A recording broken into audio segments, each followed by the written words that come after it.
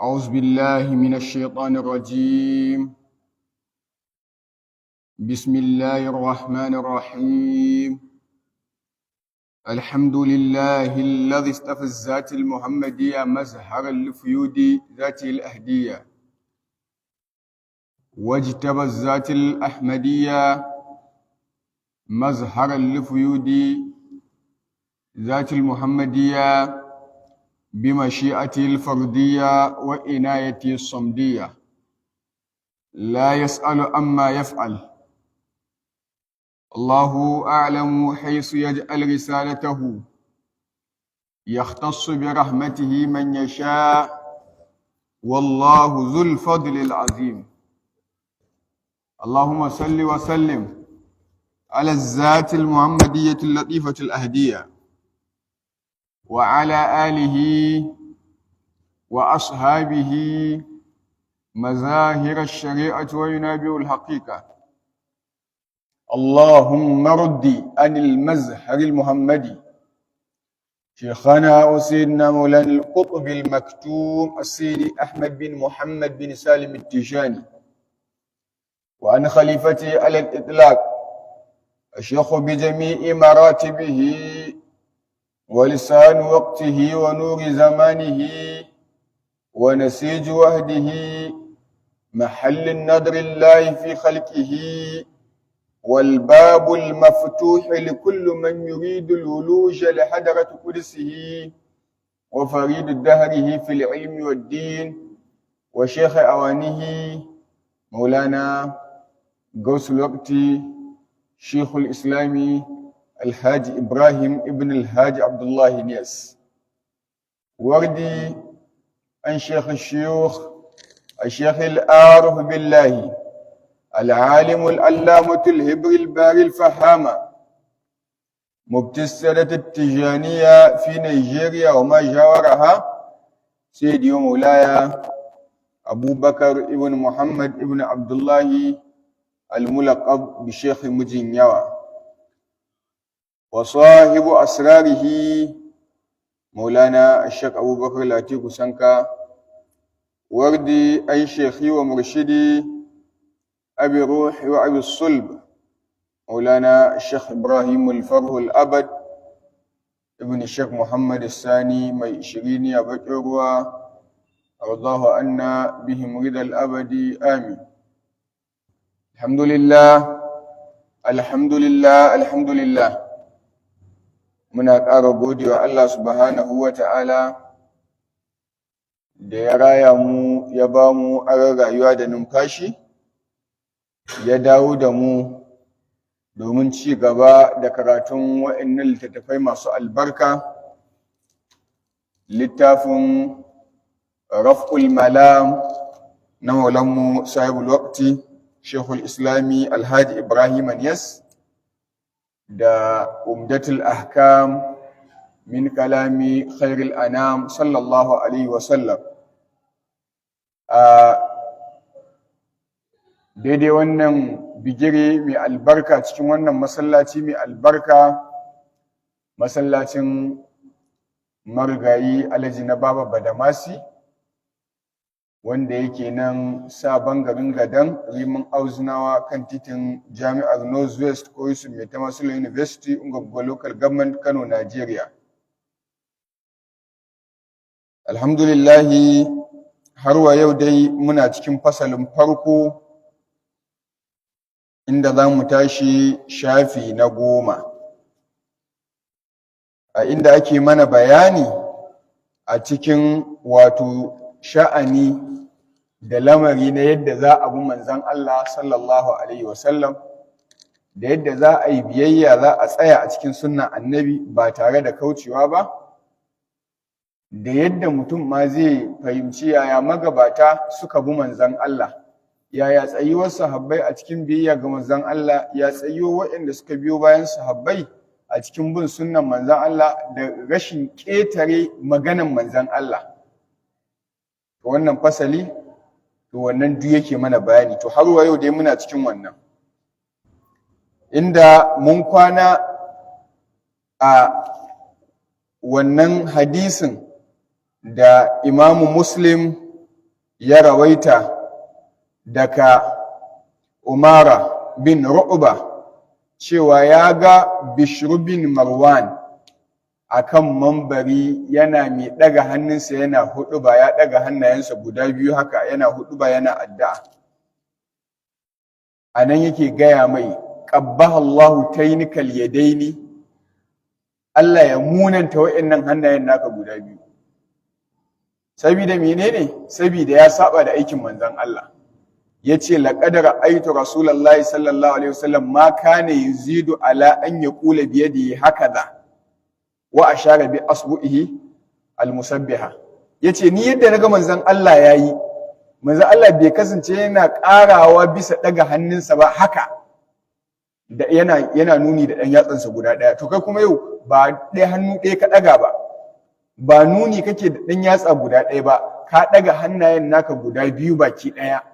Wannan ka saba da sunnan manzon Allah, ka saba da yadda manzon Allah ya aiki. To dan haka qabbaha Allahu tainikal yadaini. Inda yau zamu tashi wa fil Bukhari, ya zo a cikin ruwayar Imam al-Bukhari, wanda wannan hadisi Imam al-Bukhari ya fitar da shi a cikin sahihinsa. Ikhtalafa Ali wa Usman radiyallahu anhuma. Sayyidina Ali da Sayyidina Usman, Allah ya ƙara musu yadda baki ɗayansu, sun samu saɓani, sun yi saɓani a cikin wata mas'ala. Wahuma bi asfana. Alhalin wannan lokacin da wannan saɓanin ya same su a cikin wannan mas'ala da za a ambata, suna wani guri da ake kiransa asfan. Akan me suka samu bambancin fahimta? Ma'ana bambancin fahimta. Akan me suka samu wannan bambancin fahimtar? Fil muta'ati, a cikin sha'anin hada aikin haji da umara. Hada aikin haji da umara. Shi Sayyidina Usman, Allah ya kara masa yadda, abin da ya tafi a cikin fahimtarsa,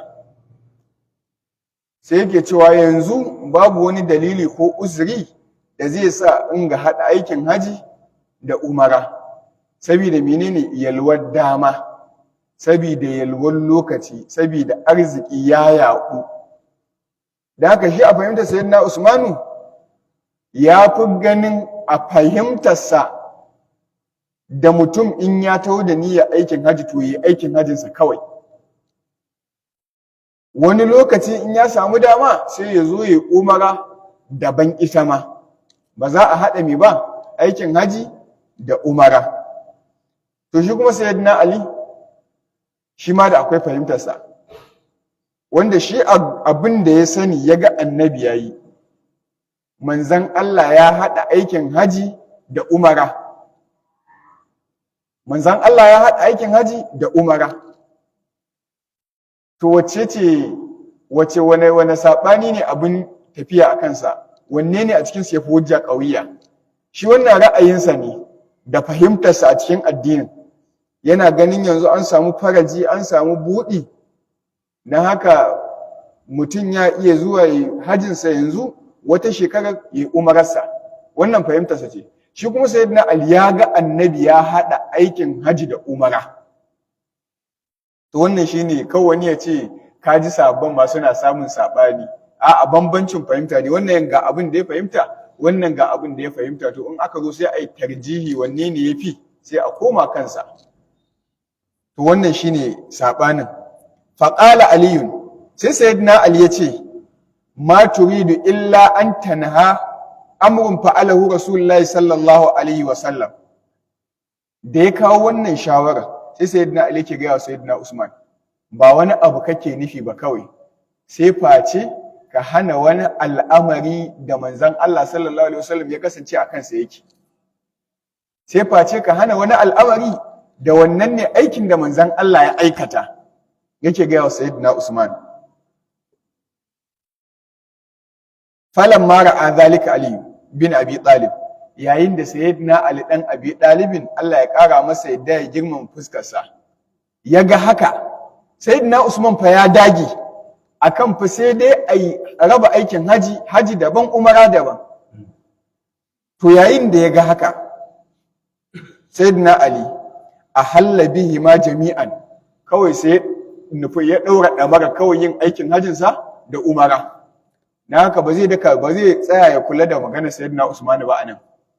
La da'ata li makhluqin fi ma'asiyatil khaliqi, to wannan ba fi ma'asiyatil khaliqi bane. Amma abin da ake nufi babu biyayya ga wani halitta a cikin barin tafarkin Annabi sallallahu alaihi wasallam, ko a barin abin da Annabi ya, ko a barin umarnin Allah. To ba a taɓa tsallake umarnin Allah a yi biyayya a cikin wani abu ba wannan ba. Duk wani umarni da za a bi, za ka bi shi ne in umarnin ya yi muwafaƙa, ya dace da koyarwar manzan Allah sallallahu alaihi wasallam. Shi yasa shehu Tijjani Abul Abbas mai ɗariƙar Tijjaniya, Allah ya ƙara masa yadda, ya ce idan kuka ji an ce na ce idza sami'tum anni shay'an fazinuhu bi mizani shar'i fama wafaqa fakhuzu wa ma kalafa fatruku. In kuka ji an ce ni Ahmad Tijjani na ce, to ku auna shi, ku auna a mizanin shari'a. Menene mizanin shari'a? Shine Qur'ani da sunnan manzon Allah. Fama wafaqa, duk abin da kuka ga yayi daidai fa khuzuhu, ku karbi wannan abin hannu bibbiyu. Wa ma khalafa, duk abin da kuka ji an ce ni na ce kuma kuka ga ya saba da Qur'ani, ya saba da sunnan manzon Allah, Shehu Tijjani ce ku jifa da shi. To wannan shine tafarkin magabata. Haka nan Maulana Musayibul Waqti Gausul Asr Barhamu ai abin da yake cewa idza sara khairun nasi sirtu wara'ahu wa in halla yawman fal masiru ba'id.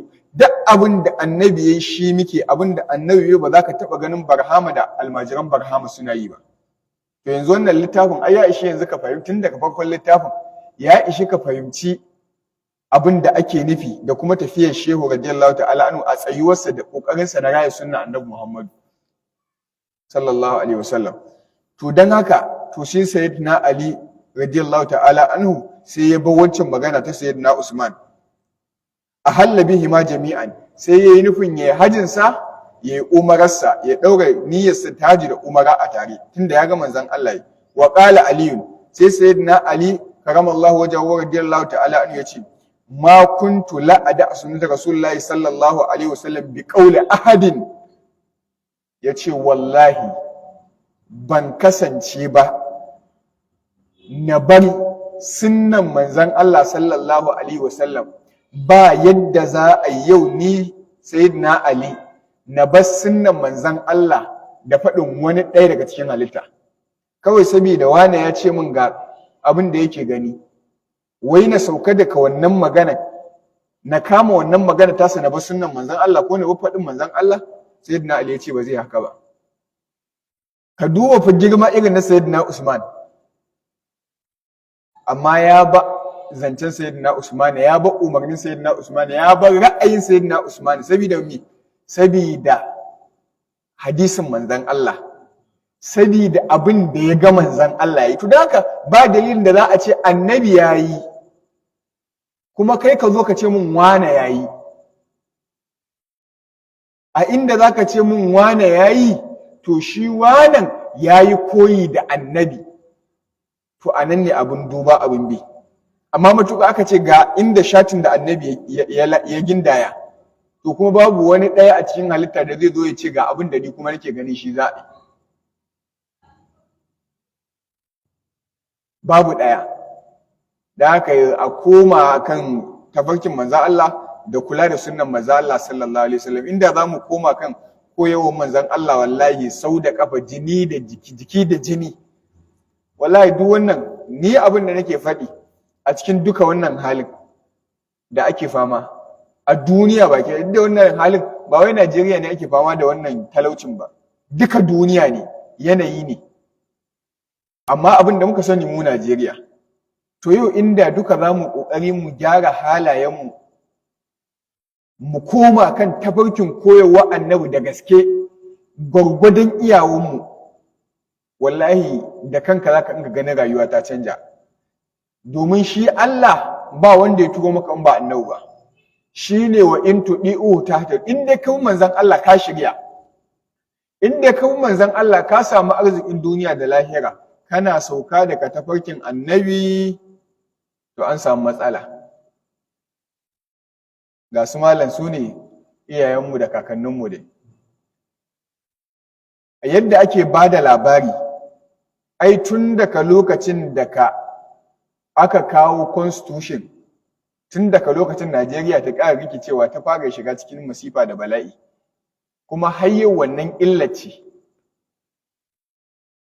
Da masarautu da a kotunan masarautu da mahukunta, ai duk in za a yi maka hukunci, an yi maka hukunci ne da me?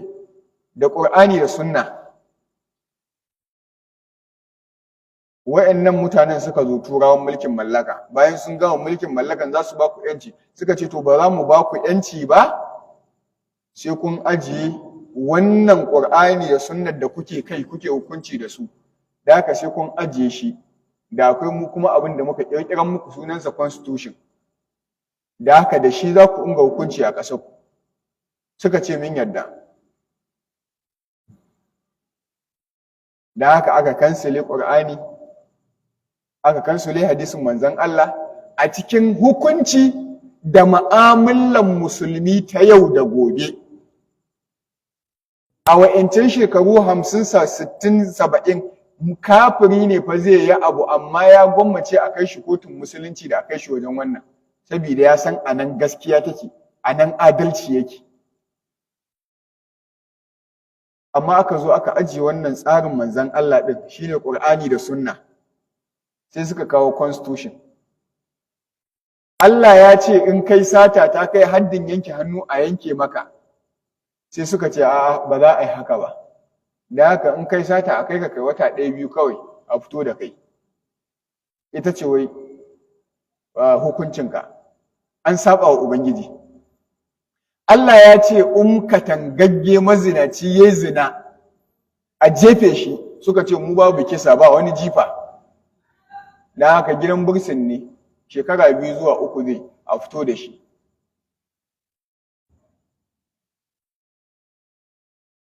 Duk wani hukunci da Allah ya sa suna ƙabalantarsa, suna jayayya da shi. To sai Allah ya ce haka ne, to haka ne, mun bakko da kanku.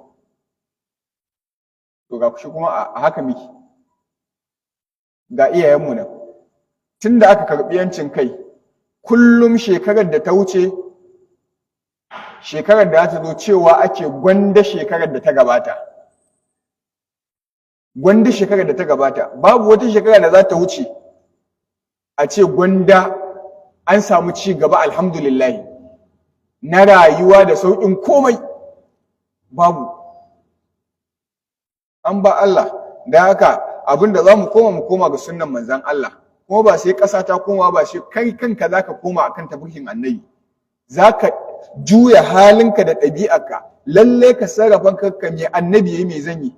Annabi abin da ya shi zan yi ƙoƙari ne, annabi abin da bai ba, annabi abin da bai ba za ka ganni ba, annabi abin da ya hani ba za ka ganni ba, annabi abin da ya umarni shi zan yi. To sai kaga Allah yana buɗa maka, Allah yana yassare maka, Allah yana hore maka komai, amma matuƙa aka sauka daga tsarin annabi, to an samu matsalar rayuwa. Allah ya kiyaye mu. To mun ji yadda sahabbai suke a tsaye a cikin wannan hadisi. Imam al-Bukhari ya fitar da shi, hadisi ne daga Muhammad bin Basharin, daga Gundaru, daga Shu'ba, daga Al-Hakam, daga Aliyu bin al-Husayn, daga Marwan bin al-Hakam, daga Usman da Sayyidina Ali, Allah ya kara musu yadda. Hadisi Imam al-Bukhari ya fitar da shi a cikin sahihinsa, inda ya fitar da shi a cikin shafi na 317, kitabi na 25, kitabul hajji, babi na 34, babu tamattu'i wal qirani wal ifradi, hadisi na 1563. Shirkatul Qudus Masar al-Qahira ta dab'in littafin 2024, shekarar da aka buga wannan littafi. Allah ya ba mu dacewa. Ya ci gaba da cewa wa fi ikhtilafil hadis lil imam Shafi'i, ya zo a cikin wani littafi ikhtilafil hadis lil imam Shafi'i, fi kitabi ikhtilafi malikin wa shafi'i a cikin wannan littafi ikhtilafil hadisi na imamu shafi'i to akwai kitabi da aka yi a cikin wannan littafin sabanin imamu maliku da shafi'i. أخبرنا أبو محمد الربيع بن سليمان المرادي المؤذن صاحب الشافعي يتي أبو محمد الربيع بن سليمان المرادي يا باني لاباري المؤذن wanda yake mai kiran sallah ne sahibu shafi'i kuma yana ɗaya daga cikin manya-manyan almajiran imamu shafi'i wanda shi wannan littafi kitab ikhtilafil hadis na imamu shafi'i wanda ya rawaice shi shine wannan Abu Muhammad Arabi bin Sulaiman al-Muradi qala yace sa'altu shafi'iyya na tambayi Imam Shafi'i Allah ya kara masa yadda yace bi ayi shay'in tusbitu al-khabar a Rasulullahi sallallahu alaihi wasallam da wani ma'auni ta yaya kuke gane wato kuke tabbatar da ingancin hadisin manzon Allah daga manzon Allah sallallahu alaihi wasallam bi ayi shay'in tusbitu al-khabar a Rasulullahi sallallahu alaihi wasallam da ta yaya kuke gane ingancin hadisin manzon Allah ta yaya kuke gane ingancin maganan manzon Allah sallallahu alaihi wasallam faqala sai ya ce qad katabtu hadhihi al-hujjatu fi kitabi jami'ul ilmi haƙiƙa na rubuta wannan bayanin a cikin littafi na jami'ul ilmi qultu sai shi Abu Muhammad Rabi'u bin Sulaiman al-Muradi yace da shi Imam Shafi'i a idmin haza mazhabaka ka maimaita mu ji tafarkinka anan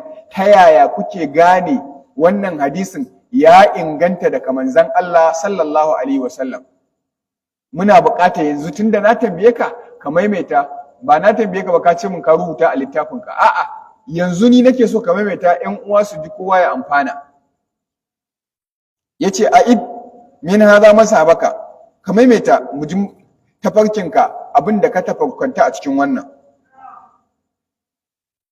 faqala sai yace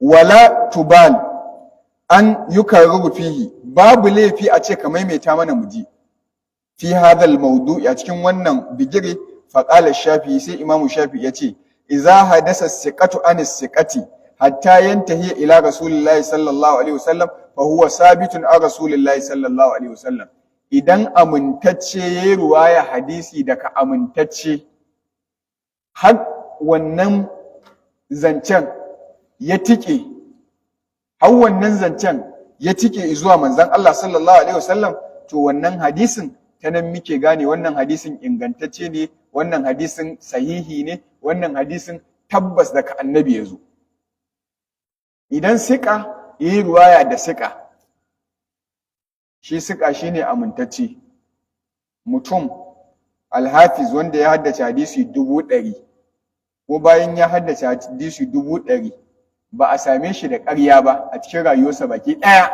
in ka kewaye tarihin rayuwarsa da ɗaya ba za ka samu ya ƙarya ba to ake ce mai siƙa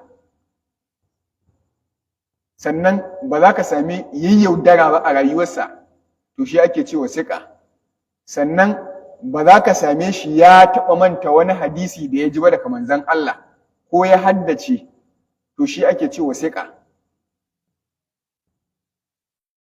siƙa ba za ka ko imamul Bukhari ya taɓa jin wani malami a wani gari mai nisa ba zan iya tuna sunan garin ba yayi tafiya ta watanni domin yana jin shuhuran malamin a ilimin hadisi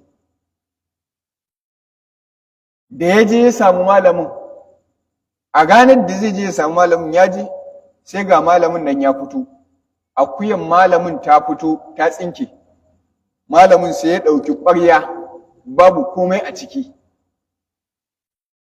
sai ya inga kiran akuyar ya nemi mata kamar wani nuni da ishara Imamul Bukhari da ya ga wannan sai aka tabbatar mai da wannan fa shine malamin da ka zo nema bayan malamin ya gama wannan ya zo wajen Imam Bukhari ya ce ga to na gama, ya ce to da mun ji labarin ka ne a can muna wannan, to muka zo to kuma mun zo mun gaba inda za mu karɓi hadisin manzon Allah ba ne, domin tun da ka yaudari akuya, to mutumin da ya yaudari akuya to ya yaudari mutum shine mafi sauƙi a gare shi, da haka ba za mu karɓi hadisi a wajenka ba.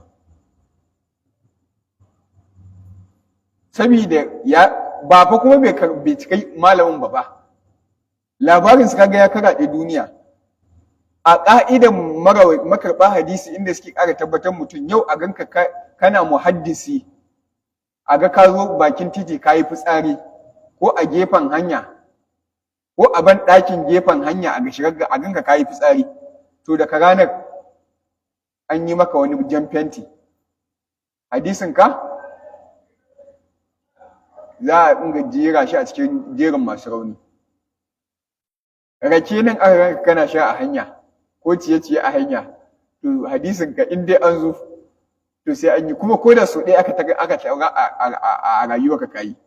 Duk me ba wai dan me ake wannan, wai fa dan a tantance me zai zo daga annabi, a wajen wa za a karɓi hadisin annabi, a wajen wa za a karɓi sunnan manzon Allah. Da haka sunnan manzon Allah ne kiyaye ta, shi kansa abin kiyayewa ne daga Allah. Allah ya kiyaye shi ya katange shi.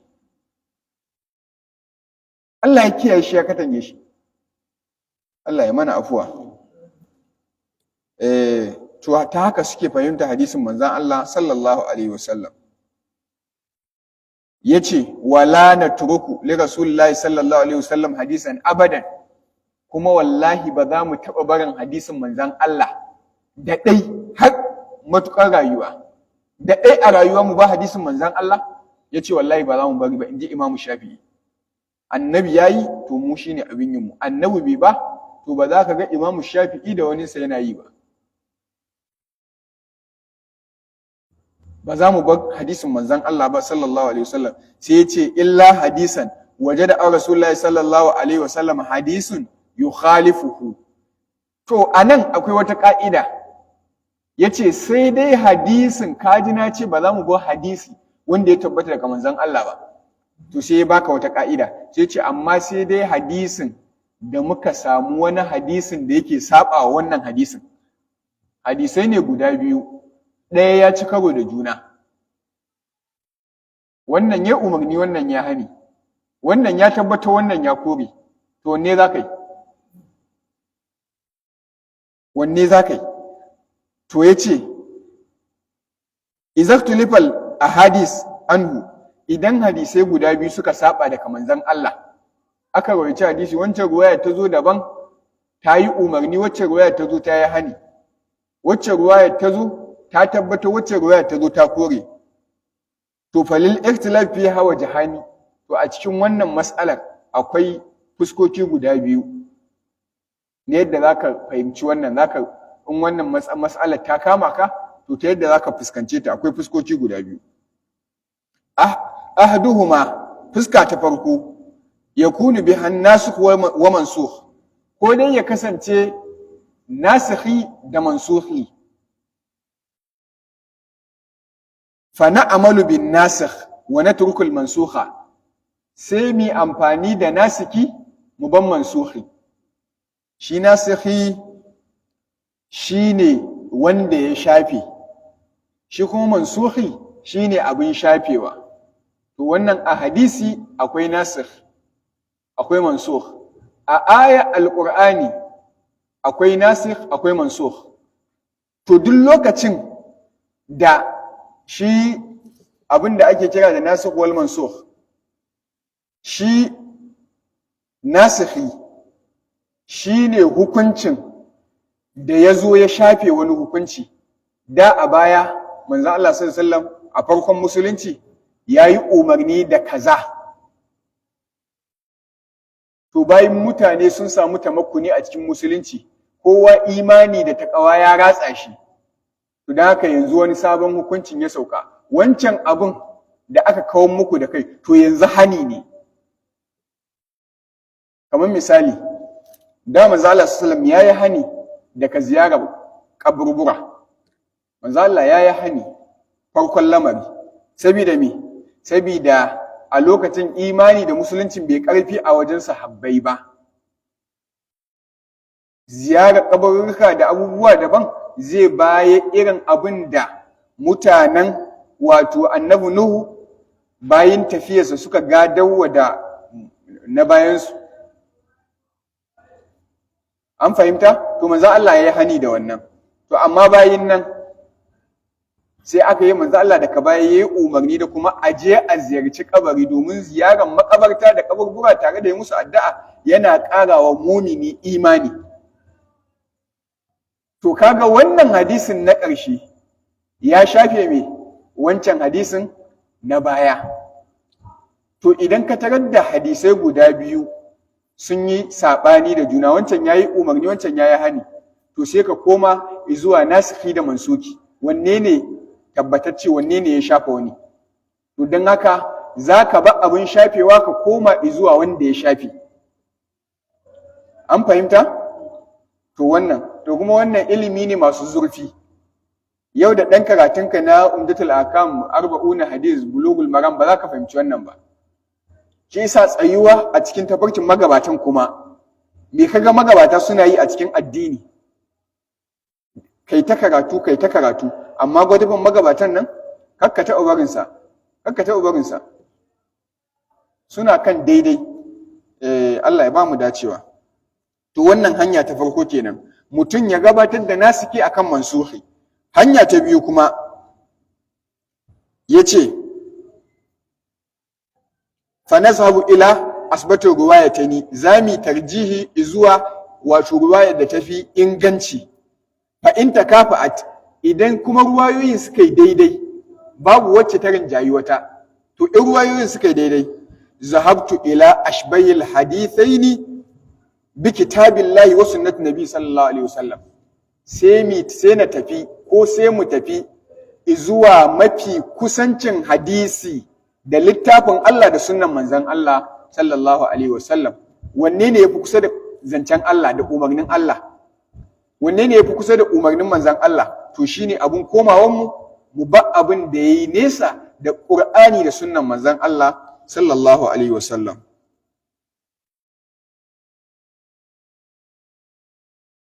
Fi ma suwa na daga abin da koma bayan wannan ne, makhtalaf fi abin da aka yi saɓani a cikinsa na alhadisa, na hadisai guda biyu, min sunnatihi na daga sunnan manzon Allah sallallahu alaihi wasallam, wala ya adu hadithani ikhtalafa annabi sallallahu alaihi wasallam.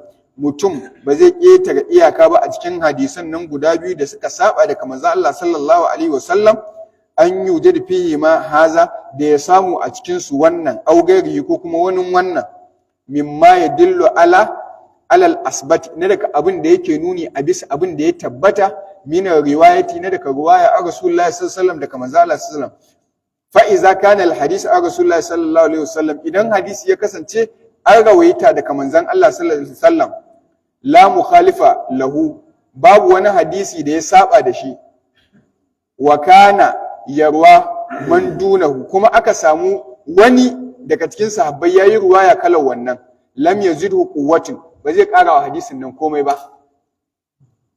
To nan abin da ake nufi, fa iza kana al hadith a Rasulullahi sallallahu alaihi wasallam la mukhalifun lahu anhu, idan aka samu hadisi daga manzon Allah sallallahu alaihi wasallam wanda hadisin nan babu wani hadisi da yake sabani da shi, kamar can mun ce idan hadisi ya saba guda biyu, to ga fuskoki guda biyu.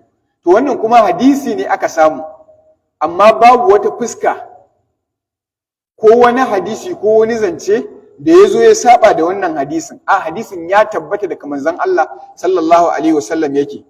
To kuma sai aka samu wani manzon Allah ya yi rawaici wannan hadisin ko ya faɗi irin wannan magana. Ma'ana wani manzon Allah kamar Abdullahi bin Abbasin ko Ibn Mas'udin ko Abdullahi bin Umar. To manzon Allah ya faɗi, to sai su ma su faɗi irin kwatankwacin wannan magana. To magana Abdullahi bin Umar da Abdullahi bin Abbasin ba za ta ƙara wa waccan maganar manzon Allah komai ba. Ma'ana ba za ta ƙarfafa waccan maganar ba. Domin maganar manzon Allah ita ce ƙarshen ƙarshe. Ita ce ƙarshen madogara. An fahimta ko dai da akwai sashi malaman da suka tafi akan wannan hadisi ana ƙara gane ingancinsa da tabbacin ingancinsa idan ya biyo ta hanyoyi da dama. Kasaratu durqi, yawan hanyoyin hadisi, wane ya rawaici wannan hadisin, wane ya rawaici wannan hadisin, wane ya rawaici wannan hadisin, wane ya rawaici wannan hadisin, sai ga hadisi ɗaya ya haɗa hanyoyi 10. To yawan hanyoyin nan nasa, to da akwai malaman da suka tafi suna kaddara hadisin ingantacce ne, ba dan komai ba saboda yawan hanyoyinsa. Ba yadda za a yi hadisin da ba inganta ba a ce wane ya rawaita da sanadinsa daban, wane ya rawaita da sanadinsa daban, wane ya rawaita da sanadinsa daban. Dole a cikin sanadan nan a samu sanadai ƙauyiyai kuma karɓaɓɓu. Allah ya ba mu dacewa.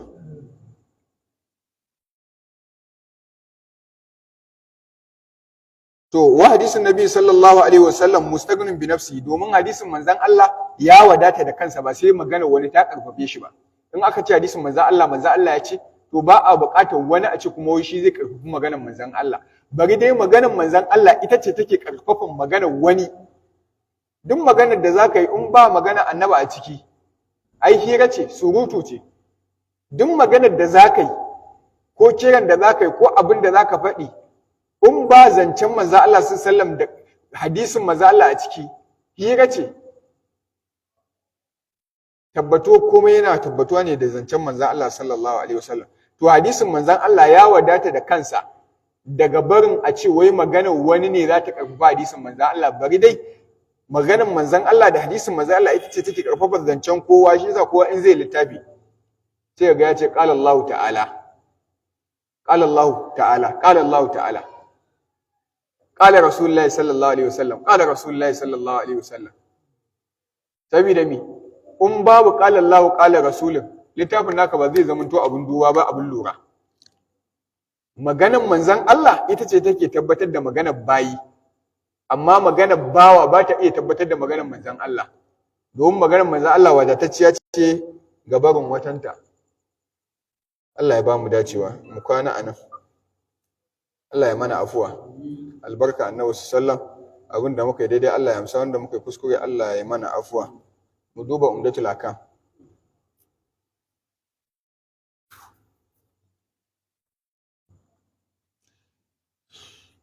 Shafi na 7, hadisi na 9 ko?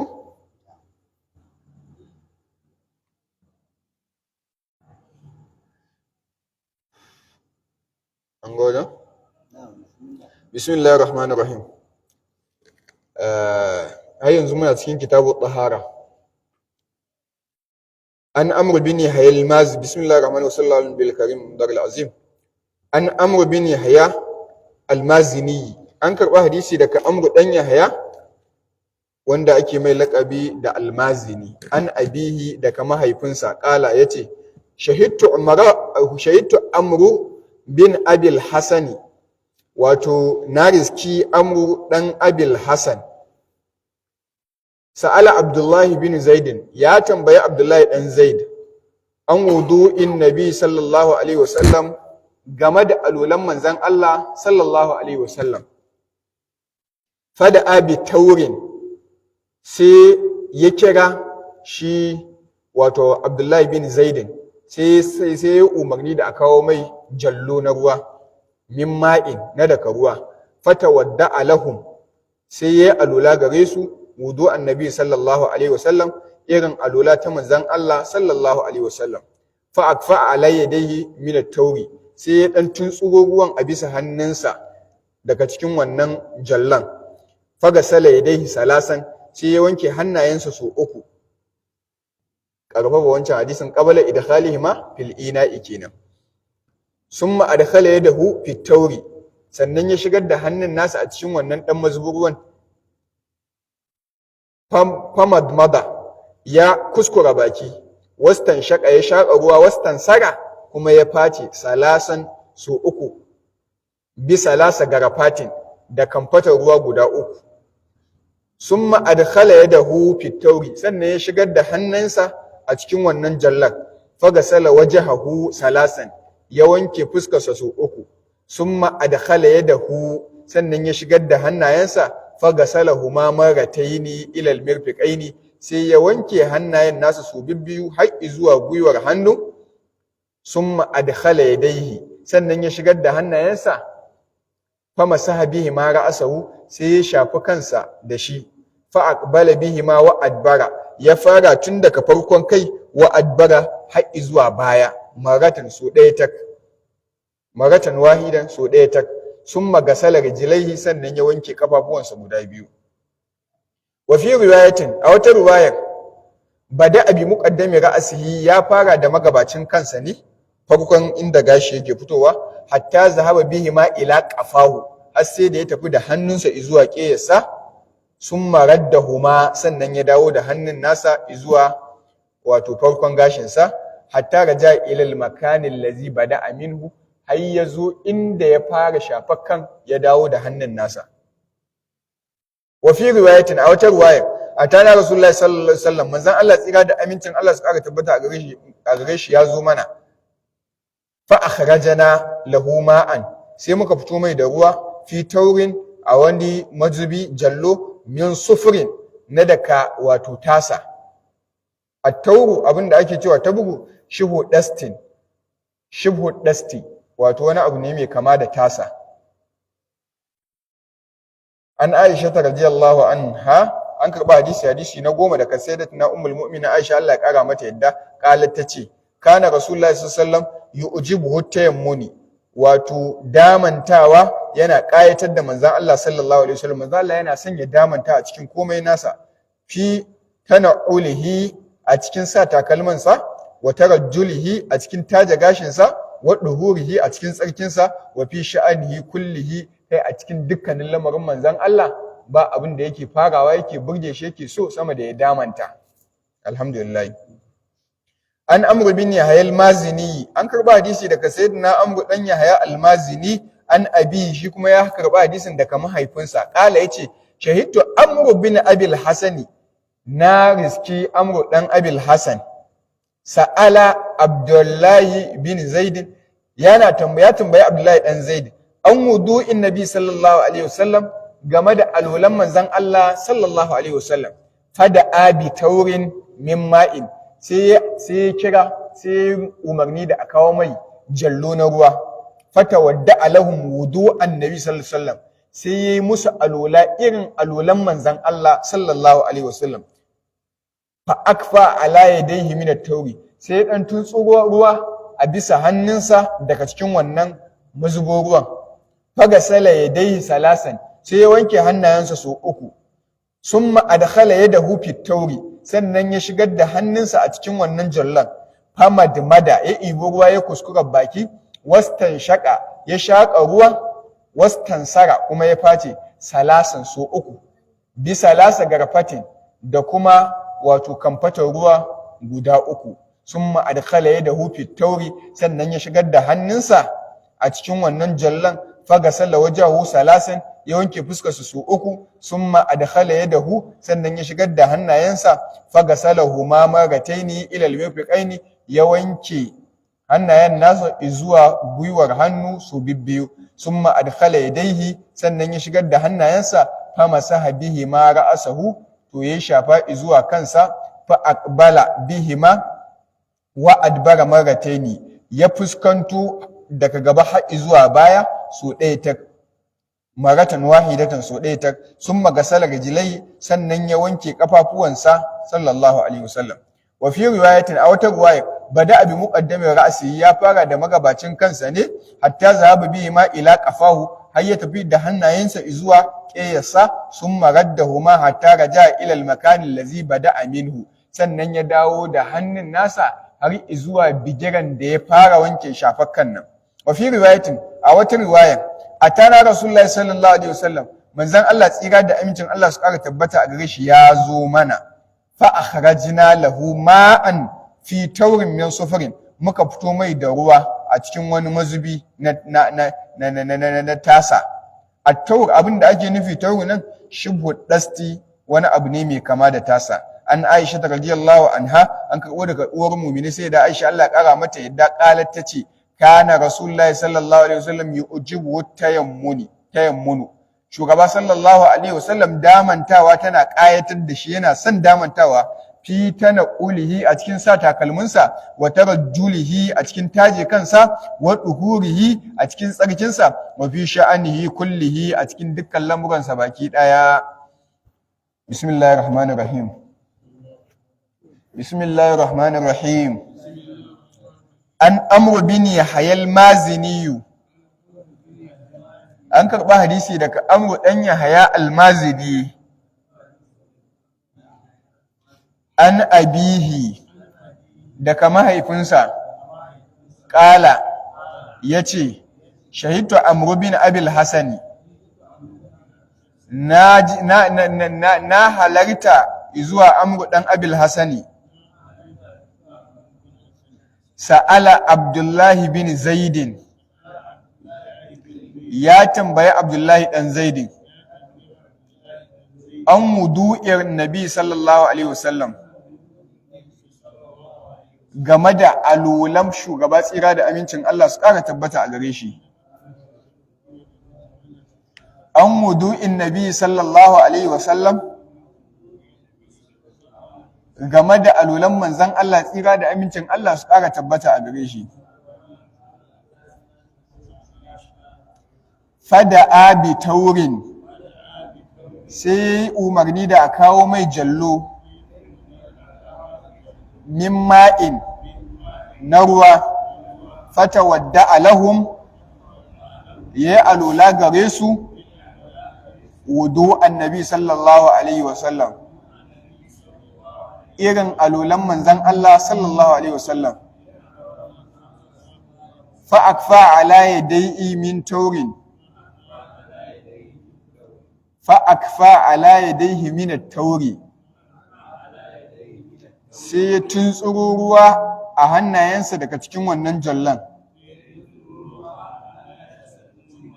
Faghasala yadaihi salasan, sai ya wanke hannayensa sau uku. Summa adkhala yadahu, sannan ya shigar da hannayensa fitauri a cikin wannan jallon. Famadmada, ya kuskura baki, wastan shaƙa, ya shaƙa ruwa, wastan thara, ya face salasan so uku, bi salasi garafatin, da kamfatar ruwa guda uku. Summa adkhala yadahu fi tauri, sannan ya shigar da hannunsa zuwa wannan jallo. Faghasala wajhahu, ya wanke fuskarsa salasan so uku. Summa adkhala yadahu, sannan ya shigar da hannunsa. Faghasalahuma marrataini, ya wanke so biyu, ya wanke su so biyu. Ilal mirfiqaini, ilal mirf, zuwa gwiwar hannu. Summa adkhala yadayhi, sannan ya shigar da hannayensa. Famasaha bihima, famasaha bihima ra'asahu, yayi shafi kansa da hannayensa. Fa aqbala bihima wa adbara marratan wahidan, ya fuskantar da hannayen nasa zuwa baya so ɗaya tal.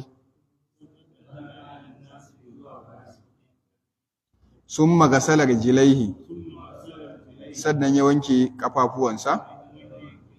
Wa fi riwayatin, a wata riwayan, bada abi muqaddami ra'sihi, ya fara da magabacin kansa, hatta zahaba bihi ma ila qafahu, har sai da ya tafiyar da hannayensa zuwa ƙeyarsa. Summa raddahuma, sannan ya dawo da su, hatta raja'a ila al-makani allazi bada'a minhu, har ya dawo da hannayensa zuwa bigiran da ya fara shafar. Wa fi riwayatin, a wata riwayar, atana rasulullahi sallallahu alaihi wasallam fa akhrajna lahu, manzo Allah tsira da amincin Allah ya zo gare mu. fa akhrajna lahu ma'an fit tauri, sai muka fito mai da ruwa a cikin wani mazubi, min sufurin, na daga tasa.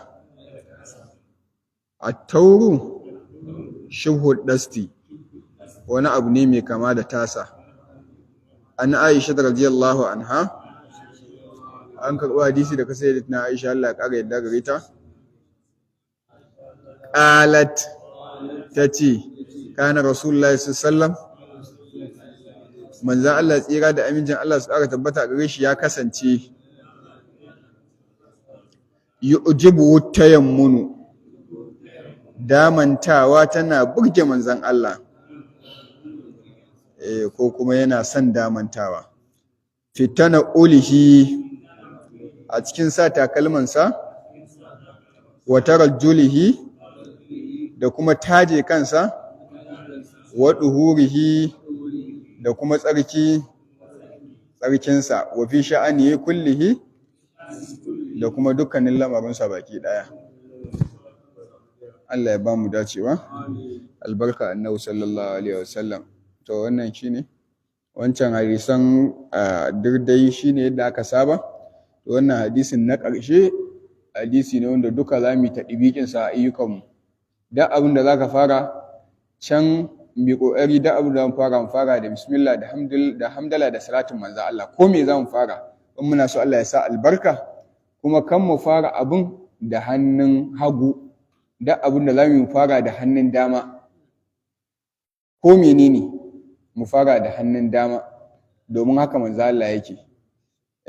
Ko me za mu fara da hannun dama. Allah ya ba mu dacewa, albarka annabi sallallahu alaihi wasallam. Abinda muka yi daidai Allah ya amsa, dace ne gare shi. Abinda muka kuskure mu ma abutan sa ne, Allah kai mana afwa, albarka annabi sallallahu alaihi wasallam. Mu shi mai zawi, Allah ya kara masa lafiya, ya ja mun da kwanan sa, ya masa lufi albarka, sai da mu Allah ya kara mata lafiya, ya ja mun da kwanan ta mata lufi albarka, iyalansa duka Allah ya musu lufi, dan uwana Allah ya taimake shi a harkokin sa da sha'anin sa, kula da shi duwa harkokin arziki masu albarka, albarka annabi sallallahu alaihi wasallam. Subhanakallahumma wa bihamdika, la ilaha illa anta, astaghfiruka wa atubu ilaik. Alhamdulillah, salati wa ma sallallahu alaihi wasallam.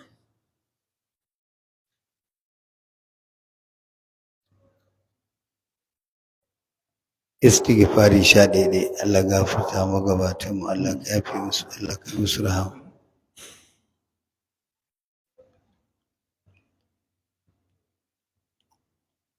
Allah samu gama lafiya, Allah ka yi mana sutura da'ima, Allah ƙara mana fahimta, Allah ƙara mana gane, malama Allah ƙara juriya, malam Allah saka musu da alkhairi.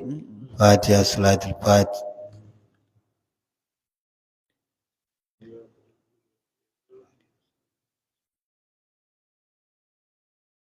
Wala Allah ƙara masa lafiya. Amin. Duk damuwarsu Allah ka yaye masa. Amin. Sauran ƴan uwansa da suke tare Allah sa a rabu lafiya. Amin. Akwai Fatu ya gama karatunsa na ainihin digiri a Nijar. Allah ya karɓa masa. Amin. Allah ka sanya albarka a jiki. Duk abin da ya tsaye da shi dai ya samu Allah ya bashi. Amin. Dukkan abin da ake tsoro ciki Allah ka yaye masa. Amin. Da alfarma annabi Allah ya dawo mana da shi gida lafiya. Amin. Da alfarma annabi makaranta Fatiha, salatul Fati.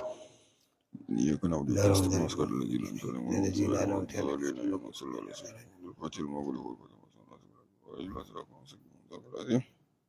Allah ka ba mu lafiya da zama lafiya.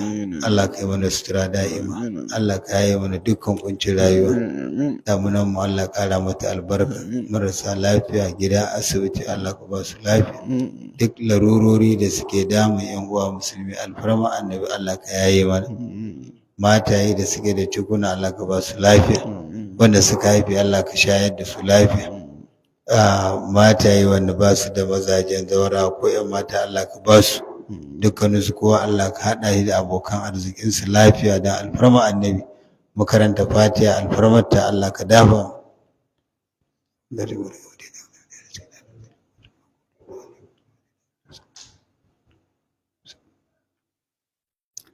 اللهم صل على سيدنا محمد عدد ما في علم الله صلاة دائمة بدوام ملك الله.